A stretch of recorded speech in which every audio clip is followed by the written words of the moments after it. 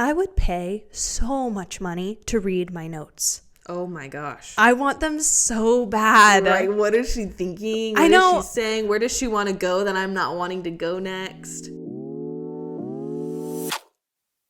You're listening to the Big Sister Complex podcast. The podcast where two big sisters and recovering perfectionists figure out their 20s in real time. We're exploring the elements of our lives, from building relationships to establishing our early careers, and celebrating all of the imperfections along the way. Hey guys, welcome to the Big Sister Complex podcast. I'm Rilee. And I'm Chelsea. We are so excited today because we are talking about something we are both very passionate about. Yep. Therapy. Hot girls go to therapy. That's so right. Hot girls go to therapy. That's what we always say. We are both people who have benefited a lot from going to therapy. And so whenever we were talking about topics for our podcast, we knew that at least one of them, probably multiple, were going to be good spaces for us to talk about just how therapy has benefited our lives and our kind of experiences with it. Yeah. I feel like, at least I know for myself, it has drastically improved my quality of life. Yes. And just changed who I am as a person. I would agree. I think I've heard this quote that someone says, you're either getting ready to go into therapy, you're in therapy, or you're coming out of therapy. Because I think instead of looking at it as, oh, I'm in trouble, I need to go, I think it's a really good tool to have in your tool belt to learn more about yourself and learn how you handle situations. And I think obviously if you've had a traumatic event, yes, you need to go to therapy, but I kind of liken that in my mind to, you're a patient who's hemorrhaging and you need to go to therapy because your life depends on it. But then I think there's points in at least my life where I've gone to therapy where I was I don't think there's anything really super wrong with my life, but I also know there's things that I haven't addressed.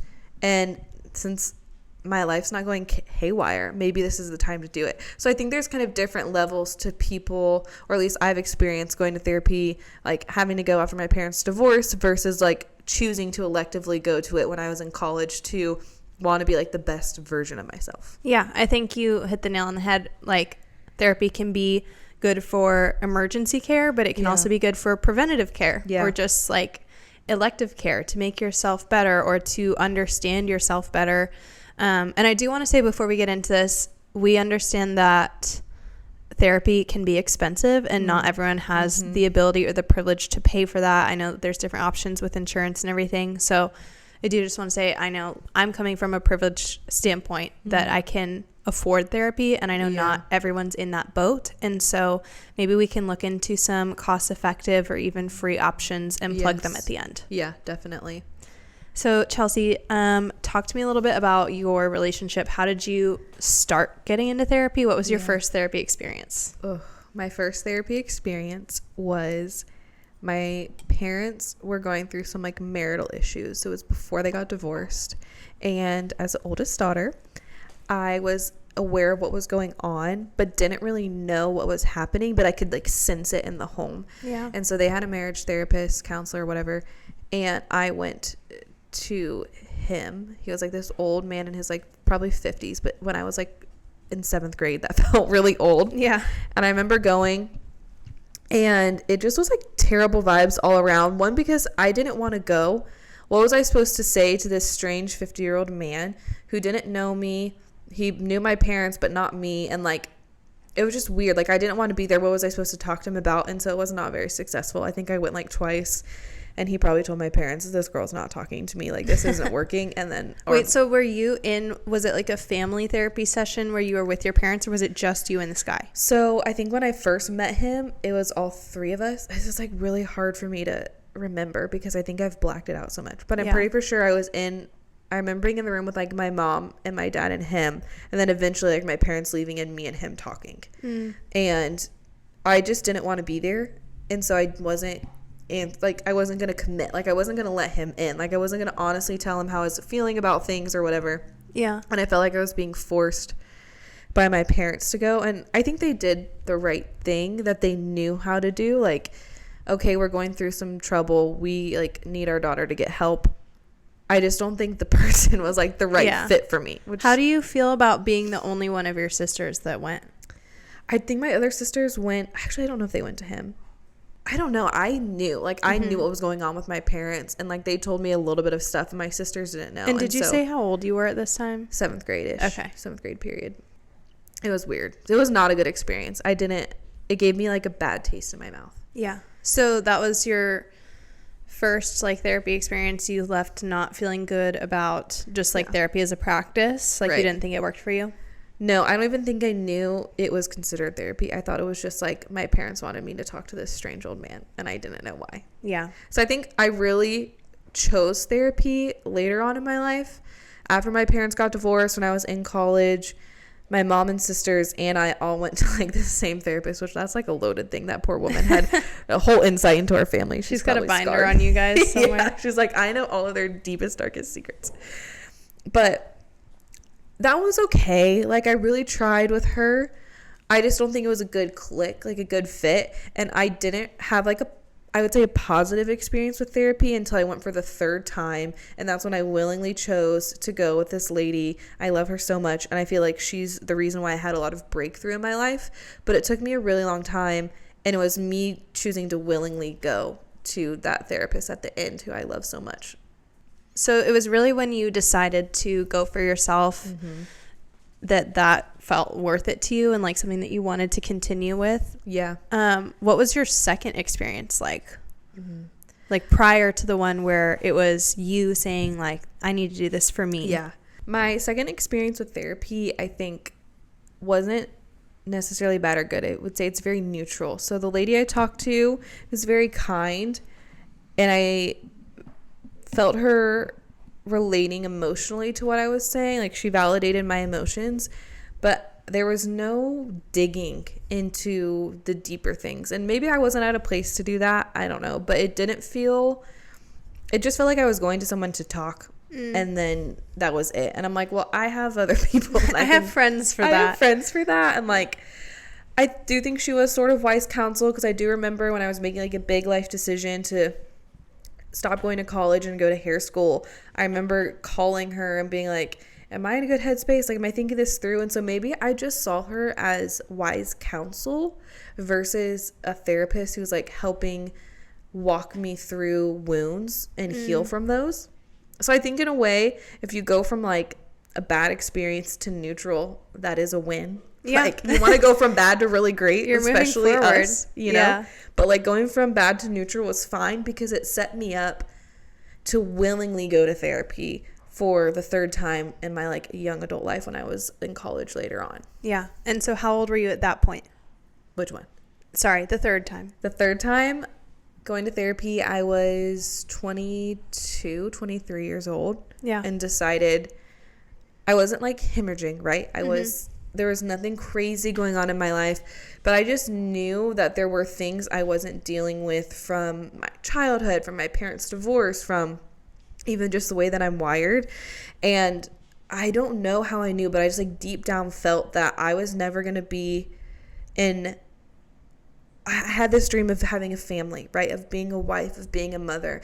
And I knew that I wasn't going to be able to reach my full potential doing that if I didn't address the things that I was not willing to address. And so I said, I need to go to therapy and figure this out so I can be the best version of myself for me, and then one day be a really good wife, one day be a great mom, and like create a family unit. Because I think my family unit was broken. Like, it was broken from a young age. Even my parents didn't get divorced until I was in college. And so I think the deepest desire was to have a family. And if I knew I was going to contribute to that negatively, I think it made me sad. And so I was like, I have to go to therapy, because this is like the deepest desire of my heart, and I want to honor it, and I want to love my future husband really well, and I want to love my kids well, and I want to be the best person that I can be for myself and for them. So I've gone to therapy 3 different times, and it really wasn't until the 3rd time that I really felt like it clicked and that I was healing and becoming a better person because of it. But what about you, Rilee? What are your experiences with therapy? Just a light question. These are the kind of questions that Chelsea and I ask each other, like while we're walking around the lake or like hanging out on any random given day. My first experience with therapy was just like yours, actually. My parents were going through a divorce when I was in 4th grade, and I really don't remember much of it at all. I think I was 10, and it was like a family counseling situation. I don't know if my parents did any marriage counseling or not, but I think it was just a family counselor, and I vaguely remember like the office and the waiting room, but I honestly couldn't tell you if it was a man or a woman or like what we talked about. Were your siblings there, like your younger brothers? Well, Noah didn't exist. That's true. That's true. Noah's my half brother with my dad, my stepmom. Chase, I also don't remember if he was there. Yeah. He was 6 at the time, so I can kind of see like it's possible that he wasn't, but it's also possible that he was. Yeah. I feel like when you're 10, like knowing me, I was probably just moody. And so I probably wasn't really focused on Chase or his experience. Yeah. And there probably were strong emotions that you were feeling and that the room was emoting that a 10-year-old doesn't know how to comprehend. Yeah. And I think like our brain just like kind of blacks it out for us to like keep us safe. Yeah. And I feel like I've heard people say in the past that like repressed memories aren't really a thing. It's like a thing we make up, but I'm convinced they're real because my parents got divorced when I was 10 and I literally don't remember them being married. Yeah. And like you should have like I know a lot of my friends have way more childhood memories of like being little, and all of my childhood memories from that time of life are like at school or like just not with my parents, or it's like with one or the other. Like I remember my dad's office really vividly. I remember doing stuff with my mom, but I have like 1 or 2 memories of doing things with them together. And I was actually talking with my mom about this yesterday because it was really funny. Like thankfully now my family's in a really good place. Like my parents are very civil with each other, and I've talked to my mom especially a lot about just like this whole phase of like going to counseling for the first time and their divorce and everything. And we were actually laughing, even though it's kind of sad, but we were laughing because she asked me if I remembered them telling me that they were getting divorced, and I was like, yeah, I remember sitting on the couch and you told me, and I was like, okay, like fine, I guess. She was like, no, that's not what happened at all. You like threw a complete fit and you were like crying and like ran into your room and locked the door. It was like this whole dramatic thing, and I swear I don't remember it at all. That's crazy. Like I swear to you, my brain rewrote that memory because I vividly remember sitting on the couch in between them and them telling me, and me being like, okay, bummer. Which obviously is not how it went down, but I was just convinced. I was like, wow, I was so mature for a 10-year-old. So anyway, that was my first experience. Don't even remember it. Yeah, not really. But I don't think I went much. Yeah. I think it was just the one. Family thing. My second experience with therapy was not until I was in high school. So probably about 10. No, not 10. Sorry. I can't do math. Probably about, let's see, if I was 10 then, I was probably like 15, like maybe 5 years later. And I, again, don't have super strong memories of her. I know her name was Pam. Shout out Pam. And I went like probably once every other week after school or something. But I think it was one of those situations where like how you were saying, until you decide for yourself it's something you need to do, it's really hard to get the most out of it. And it was one of those situations where like my parents suggested it, and you know, everyone's teen years are rough, and I think they were just trying to help me out, and which I really appreciate that they did that, because obviously they care a lot. But I don't think I was ready to buy into it because I didn't think it was necessary. Like I was like, this is stupid, like whatever. And so I remember having stuff I knew I should probably talk about and deal with, but I just didn't want to. Yeah. Like I just wanted to chat. Well, I think both having like that same experience of going but not really like wanting to talk, it makes me kind of wonder, are we not wanting to talk about this with a stranger because we want to talk about it with our parents? Like if our parents haven't opened the door for this conversation, then why am I going to feel comfortable talking about it with a stranger? And I don't know, like maybe my parents did and I don't remember. Maybe your parents did. I obviously didn't grow up in your house, but it's like, why, you know, I'm looking back on my parents' life thinking they did what they thought was best for me. Yeah. And it probably was best for me in the moment because maybe they didn't know how to talk to me about what was going on. But I wonder if we could have had those conversations at home, if it could have led to having deeper conversations with a therapist when we were younger. Because how are you supposed to go talk about your feelings if you don't do that at your house? Yeah, that's so true.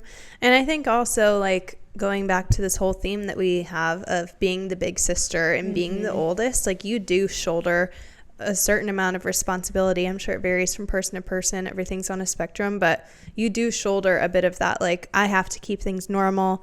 I have to, like, face this, you know, put a brave face on so that my little brother and my little sisters, like, know that we're going to be okay. And you don't know that you're going to be okay. Like, your world is crumbling around you when something like that happens, especially, I mean, for you, 7th grade, like, such formative years. For me, elementary school, like, that your whole childhood is important. And so when it's kind of rocked by something like that, obviously, like, our parents all do the best that they can, but an experience like that does shake you. Yep. And so I think, like, then when a stranger wants you to talk about it, you're like, no, because I just spent, you know, 5 years or 12 years or whatever, like, telling myself this is fine. So I'm not just going to crack it open for you. No, you can't really gain much out of therapy until you choose to go. Right. So for me, that was, let's see, I was actually out of college. I was in my first full-time job. I was a teacher. And I remember calling to, like, make the appointment in my classroom, I think after the school day had ended, when I was wiping down all the desks. Because it was just post-COVID. So I was still Lysoling everything, like, 6 times a day.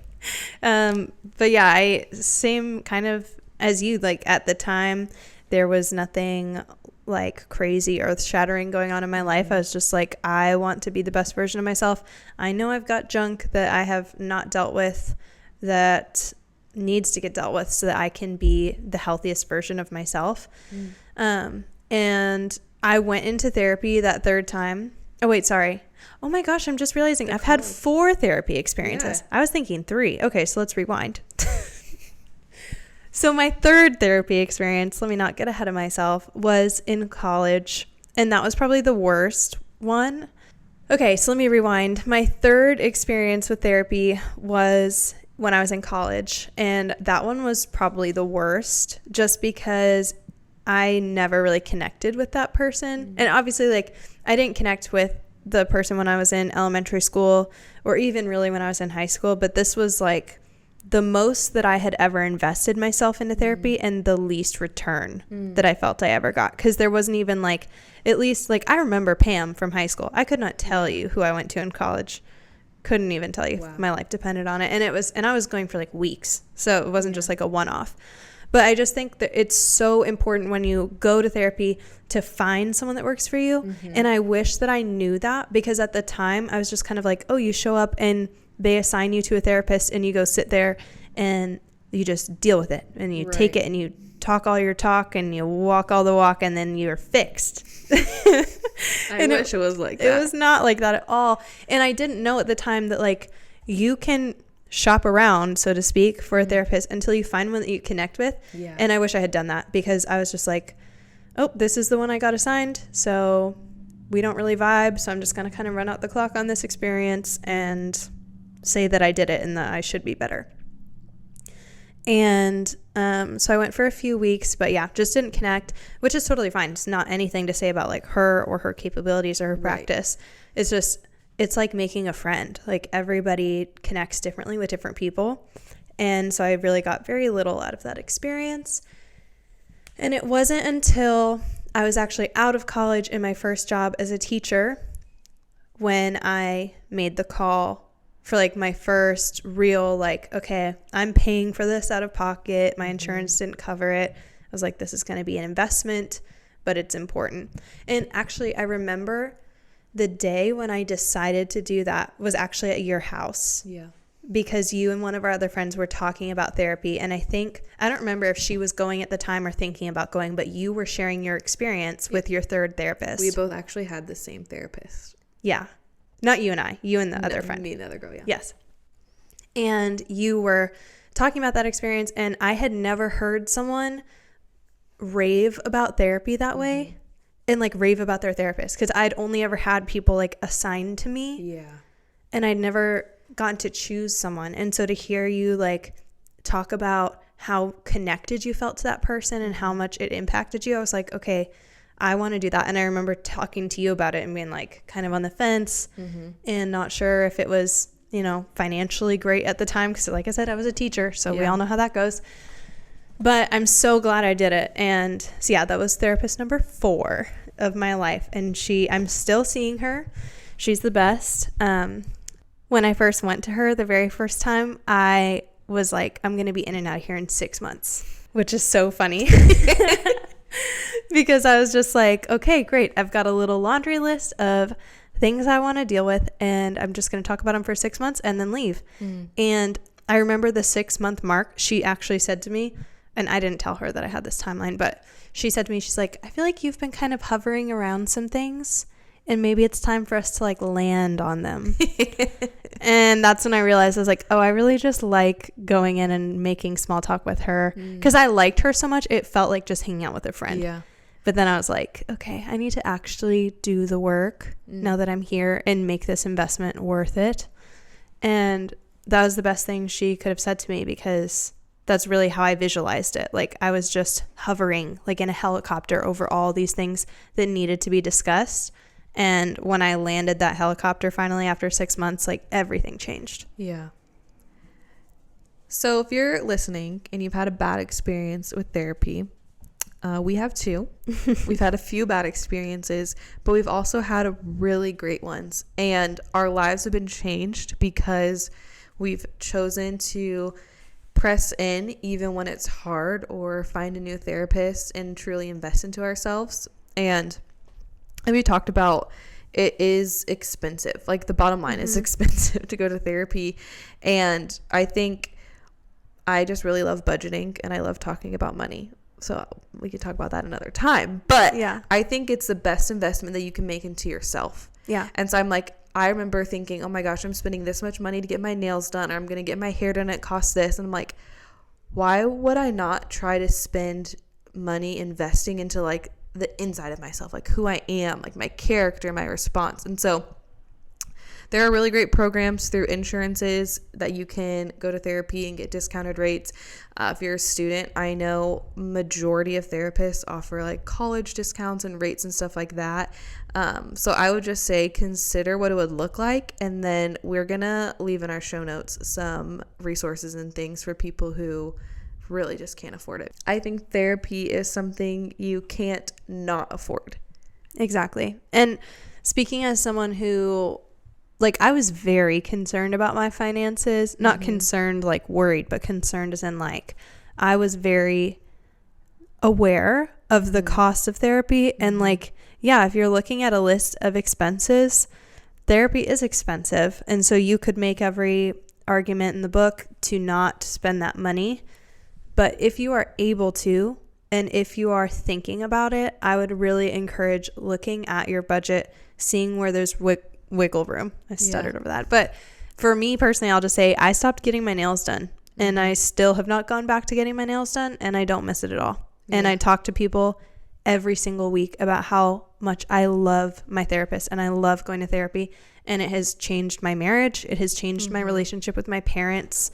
It has changed my relationship with myself and the way that I view myself. And I don't think there's something better that you can spend your money on. And so, like Chelsea said, we're definitely going to put some resources in the show notes for you guys. And just want to say, if you're out there and you're worried about the finances of going to therapy, I feel for you. And I hope that you're able to find a solution that works for you, because it truly is one of the best investments you can make. Okay, Chelsea, let me ask you something. As a big sister and as an Enneagram 1 and all those things that we have in common, do you ever like worry about your therapist? Yes. I remember I would go to the one that I love the most. Her name is Maggie. And I would be one of her last evening appointments. And I remember thinking to myself, this poor lady's had to have everyone cry in front of her all day. Like, I can't be the next one to make her cry. And it took me a long time to not worry about what she was feeling. I know. I feel the same way. Even like last week, I think I said something like, oh my gosh, I'm sorry. I know that was a lot. She was like, Rilee, stop apologizing for doing what you're supposed to do here. Like, yeah.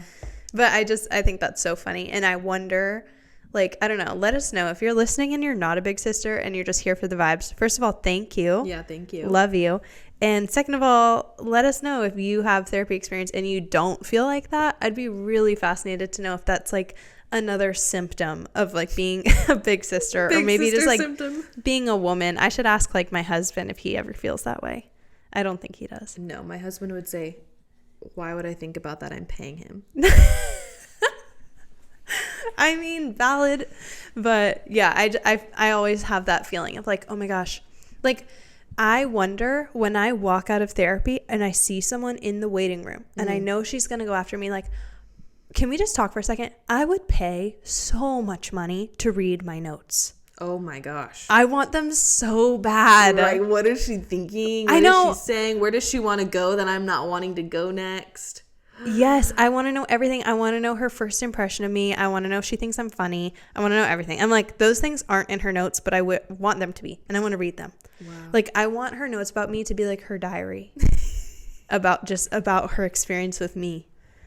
Does that make me like a narcissist? No, I think that could be a really good concept for a book. Ooh. Just the opening of every chapter is like therapy notes. Ooh. Okay, someone go write it because I'm in it too much right now. But I'll read it. No, I do. Like, I really wonder about and I'm almost like, is there a point, like, if I ever stop going to therapy, can I ever be like, so can I have those? Like, as a memento? I wonder if you can request them, because technically I feel like you should be able to. Like, they're your records. Aren't they like medical records to a degree? I don't know. I mean, I'm sure there's like HIPAA about it, but I don't really understand how that all works. But yeah, I would love to read my notes. But anyway, I was saying, when you're walking out and there's like someone in the waiting room, I'm always like, I know that she's in there right now in her office. She's writing notes about me. What's she writing? Like, ooh, so fascinating. It's like, it feels like, I don't know, it's like exciting in a weird way. You're like, wow, someone's thinking about me so intentionally right now. Someone's like really thinking about me and like writing down things that I've said, or like, I don't know what she writes down. Like, I imagine it's like, Rilee made great progress today. Or it's like, Rilee wants a grade report. I do. That's what I want. I want a progress report. Like, I want you to tell me I'm doing a good job. And she does all the time. If that's not the perfectionist in you, I don't know what is. I want to know I'm good at therapy. That's all I want. Oh my gosh. No, okay, that's what it was. Yes, last week so I've just started EMDR, which, if you don't know what that is, it's eye movement desensitization and reprocessing. And it's basically like, I'm very new to it, so I'm not going to pretend I'm an expert or anything, but basically like you talk about things that you would talk about normally in therapy, and you are following something with your eyes. It could be like a light bar or just someone's hand, and it does something in the way that your brain is processing those memories and whatever. Anyway, I was doing that for the first time a couple weeks ago, and it's a new, like, it's not like talk therapy. It's a little different. And so she was asking me how I was feeling about it, and I was like, I feel like I'm doing it wrong. Yeah. And she was like, you can't do it wrong. And I was like, I just feel like I'm bad at it. She's like, you can't be bad at therapy. Like, you're just talking about yourself and like doing exactly what I'm telling you to do. I was like, yeah, I don't know if I'm good at this. Like, I think I'm just not good at it. Yeah, I'm just not good at therapy. I don't know. That just describes me too well. That's me to a T. That's a big sister complex. That's it. That's the name of the game right here. Would you read your therapy notes if you could? Oh my gosh. I don't know, because I love my therapist, Maggie. I will say, I don't know if this is like good or not, but she did cry with me in one session. Mm-hmm. And so I think I just don't want to ruin that bond I have, or that image I have of her in my mind of caring for me. Because I'm like, what if she wrote down something kind of mean? I don't know if I could handle that. Or not mean, but more like harsh. Like, once again, we sat in the same session talking about the same thing. Chelsea's not willing to address, blah, blah, blah. Okay, but I don't think anyone would, like, I really don't think that is a thing that they would say. I think that's your inner critic. And I'm the same way. That's why I'm thinking that. Like, I highly doubt there's anything critical in their notes. Like, they're there to help you. Honestly, what if their notes are just for them to remember what we talked about? Like, it's not even like, yeah, they're probably not even evaluating us. They're just writing down things so they can remember what they want to like talk about. Like, I want to read it and see like, Rilee is such a special girl. I love her so much. I'm so proud of her. And it's just going to be like some like therapist lingo code word that I'm not going to understand. It's going to be 2 lines of like, entered at 6:01 p.m. exited at 6:51 p.m. I'm like, wow, that was so disappointing. I now have to go ask my therapist friends what their notes are. Yes, if you listen to this and you're a therapist, tell us everything that you're legally allowed to. Yeah. I know someone we could ask. Or does everyone have different note styles? I don't know. Maybe it's like being a teacher and like everyone has a different teaching style and a different grading style. Yeah, I'm sure it's a little like individualized. I don't know. That's so fascinating to me. I don't know how they do it. I asked her one time. I was like, how do you listen to stuff this heavy all day and then like not take it home? Like, I could never do it. No, I can't do it. God bless them. So fun fact, because of therapy, I got Drew to tell me he liked me. That's called making the system work for you. Yes, it is. I went to therapy. Wait, just kidding. Disclaimer. That is not what therapy's for. Don't cancel us. I went to therapy and I said, I want to be a really good wife and mom one day. And in therapy, I learned about the feeling wheel. And then I used the feeling wheel and tricked my husband into telling me he liked me, and now we're married with a kid. So I think it worked. It did work. So for anyone who doesn't know what a feeling wheel is, can you describe it? The feeling wheel is the most beautiful thing in the entire world. I prefer one that's a circle, like a wheel, and it's like a chart of a whole bunch of different words that are emotions. And in the middle, so like angry, sad. Yeah, so in the middle, it's the main categories. I think it's like 3 to 5 main categories of anger, happy, sad. I think those are the top 3. Are you angry, happy, or sad? Isn't fear one of them? Or fear too. So 4 maybe? I don't know. You can look it up. There's a whole bunch of We'll link one in the show notes. So those are the very center of the wheel.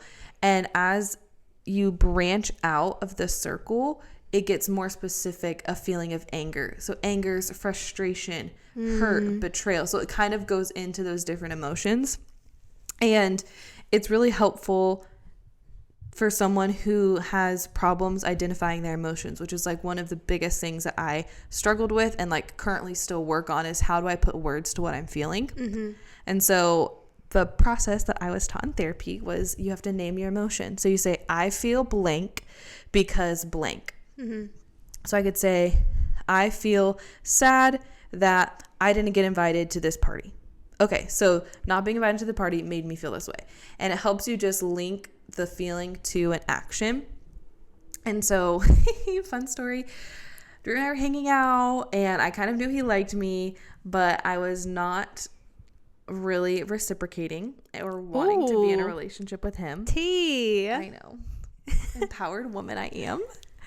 And so for some reason we were going to get our car washed. I don't know. We were in college. It's like, why was he coming with me to get my car washed? But whatever, he was. Yeah. And just to be around you. That's probably true. And I remember I got in the car and I'm like mean, guys. His door wasn't even shut. And I looked at him and I said, I just want to let you know I'm not interested in dating you. And if that's what you have an idea of what's happening here, it's not.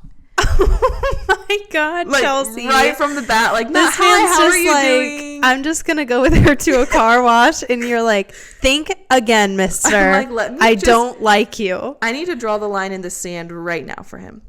I wanted to set some really good boundaries. Okay. And you did that? I did. And then the look on his face was like I shattered his heart. And I was like, what just happened right there? So I asked him, I was like, why did you just do that? And he was like, what? I'm like, the way you look right now, like, why did you respond that way? And he could not tell me. And so we went to the car wash. I pulled up the feeling wheel on my phone. I showed it to him. And he said, I feel sad because you said you don't want to date me and I want to date you. Oh, that's so cute. And then we went on our first date a week later and now we're married with a kid. So it all worked out. Drew got his wish. Wow. Good on Drew for going to that car wash with you. I can't believe he stayed in the car after I told him that. Oh, yeah. I would have been like, bye. I'd have been run away crying if someone said that to me. That was really harsh. My feelings are hurt. So,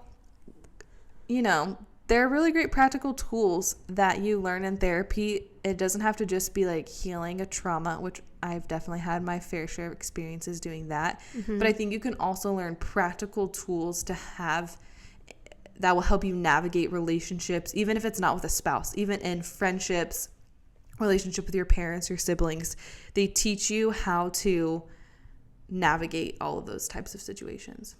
Well, guys, thank you so much for listening to our episode on therapy. It is such an amazing tool. Really, really, really mean everything that we said. It has changed my life. It's changed Chelsea's life. Yeah. So we just hope that this encourages you if therapy is something that you've been thinking about, or if you've been going to therapy for a long time and you love it. We would love to hear your stories. So send us a DM. Our Instagram is @BigSisterComplexPod. We want to hear from you, hear your stories, hear how much therapy has helped you. Don't forget to check the show notes for some helpful resources and all of those things. A feeling wheel. Feeling wheel, man. Yeah, maybe you can use it to get a date.